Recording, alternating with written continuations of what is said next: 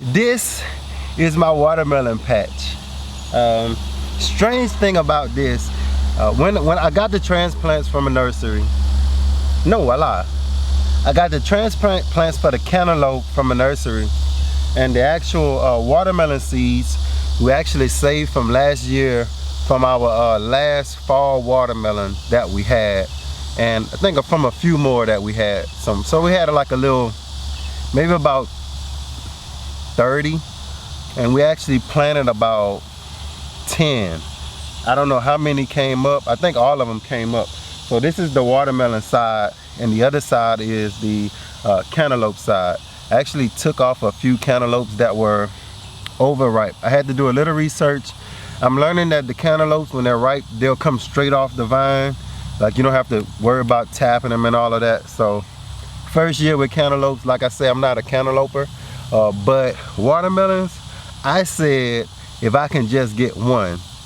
Now we have like raccoons, possums, armadillos that I think can come and eat the stuff, but I think they don't do it until they're ripe. Like, they start to smell that ripe flavor. So if you see one of them that they done ate off of, or the rats then came out the woods and ate off of, it's probably time to start picking your watermelons and bringing them in. I'm about to go and show you what we got going on. Remember this, I only watered these things for like a week while they were coming up, like to get them to germinate. But besides God watering them, like besides the heavens opening up and raining down, I don't have anything that can even reach way back here. Like, none of my hose pipes can really come back here, so I have to like bring buckets of water, and I don't do it. So we've been fortunate to get a lot of rain, or a good bit of rain, and I think from this being so high, I haven't seen not one of my watermelons split like they did last year. And I think what happens is the water content is staying even, so even in like a crazy downpour, because the mounds are so high, it never gets like drenched, where it will like send all that water to the plant and actually bust the watermelon. But these things are looking so vibrant and so healthy. Let me shut my mouth sitting down right here. I got my Moses stick. This is Louisiana. Have your Moses stick. So I got my Moses stick. So I'm not gonna pick any today, but I'm just gonna give y'all an update of the watermelon mound. So for everybody else that's gardening out here in this heat, be careful, drink your water, and enjoy your garden. Let's go check it out. All right, so now we can get to moving. Let's start out and we'll work our way in. Now these are some of the last watermelons that have shown themselves on the vine, but this is not big. Maybe objects are closer than they appear to be on here, but this one isn't big, but it's beautiful. Look at this one. Now remind you, these are way out here. I didn't prune any other vines this year because, let me let you see all the space we have, right? Chicken cage, woods. It's not in the way like in the front last year. Look all the space that we have. High tunnel. So I can allow it to run this year and really see what it's gonna do. I really wanted to put this mound to the test. Like I said, everybody said grow on hills, or mound it up a little bit. I mounded it up a lot. This is probably about, I say about a 3-foot hill that I put right here. But let's get in here. Look at this. Oh my goodness. That thing gotta be ready. You see that? I don't want to stick my hand down in there, but I don't really like to bother them. But let me see if I can get you a good look at that one. Look at that. I can't believe that I'm becoming a watermelon man. Tendril still is there.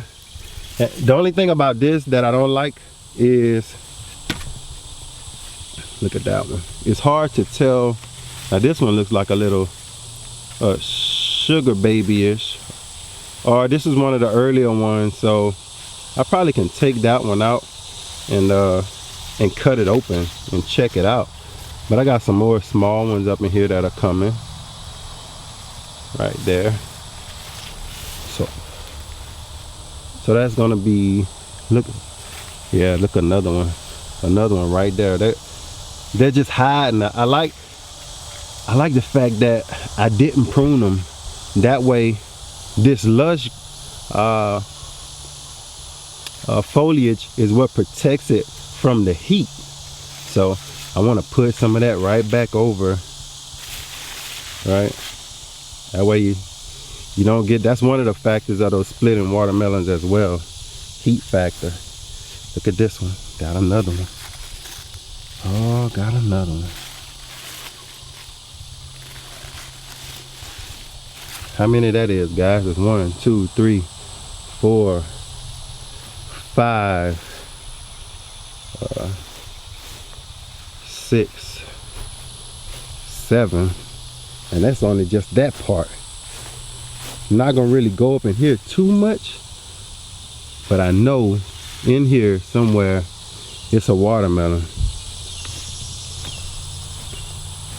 These on the outskirts of town are like showing out. Look at that, that's another one chilling on the outskirts. So I got those 3 just chilling on the outskirts of town, right? I'll probably get some right here somewhere. So look, let's go up in here. Look at this baby. Where we at? Like number 6? That's one up in there. No watering, I haven't watered it. Look at this baby. Look at that. 7. That tendril, see that tendril is not dry, so I know that I ain't worried about picking that one. Look at this. What this is? That's 8. Man, I wish y'all could see how beautiful these things look. When you grow it yourself, man, it just looks so freaking awesome, man. My goodness. Look at this. Look at that. Oh my goodness. Look at that tendril. It's not dry on that backside right there. I'm gonna get in close. I looked down before I stepped, but that tendril is still, that one here, look, that first one, look like it's dried out right here, but I'm looking at this tendril here, it's not dry, so I'm gonna hold on for that. Look at that, got one up in here. I don't know what number I'm at. What I'm at, 10? Look at that one. I got another one up in here, looks like a Charleston Gray. I don't remember planting that. I got another one up in here. Let me look at that. Look at that, just sitting down in there. Just sitting down in there. Looking for that tendril. Some of these, I'm gonna have to get in there and get them out. That one looks like it's watery, so I might have to get up in there and get that one out. It doesn't look as vibrant as the others. Look at that, another one hiding over there. Let's see. Beautiful, beautiful. Coming around to these cantaloupes now, just looking at that, I just saw, oh boy, oh boy, these things are just ridiculous. All right, but looking at that, let's look up in here. You see that cantaloupe up in there? Can y'all see that cantaloupe up in there? I just don't know when to pick those things, but I have them up in there. Just don't know when and where to go get them. And then I'm really kind of not wanting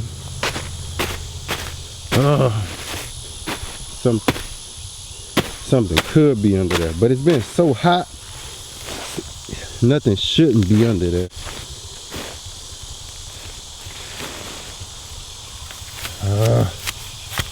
Y'all bear with me. Going where no man has gone before. I'm gonna get this one. Let me see.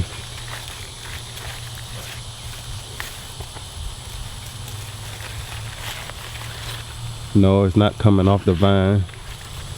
Not coming off the vine like they said, so just put it back there. Something's eating on it though. I better take it. Look like something's, see that? Something's ate on it right there. All right, so I'm gonna take one of these and we're gonna go back and we're gonna take that one watermelon that I said was like wet, watery looking. Let me go get my clippers, then I'll come right back and we'll go in there and we'll take that one. 1 second. All right, so I just hit myself in the throat with my Moses stick. So I'm gonna put it down for a second. But that's trying to hold the camera and hold your Moses stick at the same time. But right up in here, and like I say, just because it looks, if you can look right here on the top, let me cut it out so I can show you. Just looks too wet on the top. So I'm gonna pull it out. Oh man, that might be rotten on the back, on the bottom side. Looked like it was. Oh. All right, I'm gonna have to put the camera down and then use 2 hands to get it out. 1 second. All right, so I'm glad I got in there and saw that one. So you do have to check on these watermelons. This is the only one that was looking like this, and when I turn it over, now remember, it's not an overwatering issue from me because I'm not watering it. I'm actually can step on this. We'll open it like that. But they're doing good. You can't get them all. Don't even feel bad. Like, I don't feel bad when I see 10, 12 watermelons that's looking good. I don't feel bad about that. All of them don't make it. Look like they were doing good making some seeds though, if they could have hardened up. So I don't feel bad about this. This is one of the earlier ones, telling because you know how close it was to the mound. So I don't feel bad about it. Oh, that Moses stick is out of control. So first it hit me in the throat, then it tried to trip me. I don't feel bad about it because, like I said, I got about 10 or 12 of them growing here. So to lose one doesn't hurt me at all. Get this cantaloupe. But I feel good about this. When we start the harvesting these things, I don't know how many days it's gonna be. I'll probably go up in here sometimes beginning of the next week and pull one out and cut it open, and we'll do that on camera as well. Choose one of them, if not the bigger ones that at least I see some yellowing around the little tendril, or some drying out of one of these tendrils, and I actually be able to get in there. And it probably, no doubt, will be one of these that are a little closer to the hill. The ones that are farther away were the last ones to actually make. So I'm gonna come in somewhere close to this hill and pull me one out of here, and we'll do a little cut and a little tasting. So until then, that was the update on this beautiful, you don't even know they got watermelons in this thing, right? This thing is beautiful, y'all. Thank y'all for watching Louisiana Gardening Family, and as always, let's hear it. Grow, grow, grow. Peace.